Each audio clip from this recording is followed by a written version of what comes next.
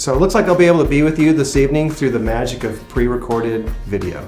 Speaking of magic, Darren, how about we share with everyone the amazing magic that happened after last year's fundraising dinner? Talking about all the slave labor that we had. We brought back the times. It was a lot of work, a lot of Saturdays, but it was good having all the people come out, and I think I wore them all out, working them to death, but we're looking forward to doing it again this year. Yeah, it was sun up to sundown, it really was, and it was amazing watching people learn how to use the tools, the mentorship that you and other construction leads had to help to build it, and it was really, that was a byproduct of the teamwork of people coming together and actually learning a skill to put all this stuff together. Yeah, some of it was a little scary. Yeah, watching like the saws and the nail gun. Oh, the nail gun, yeah. So here we are inside of one of the buildings, and one of the goals was to provide a space that was a shelter for the cast and crew.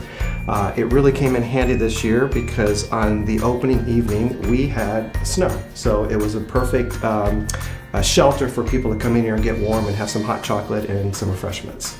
Well, the snow added to the authenticity of the season. It did. It was God's little special blanket, his final touch. It made the scene beautiful. Yeah, we tried to bring the scene into the period the best we can with the older looking buildings and the old doors and shutters and the canopies and everything to try and make it period correct. Yeah. Pastor had to make it a little difficult because he wanted to put Herod up on the roof.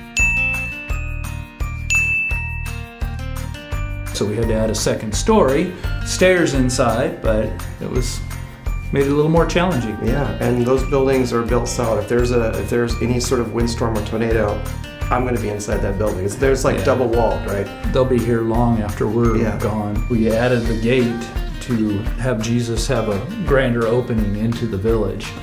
Yeah. We used to just come around the back side, and that added to it because back in that time they would have had walls and gates. They certainly did. It was called the gated city, walled city, and when those gates open and Jesus comes through, and the bowls up there with the fire in them was a really amazing special effect that you came up with and made all that work. It was pretty visually stunning.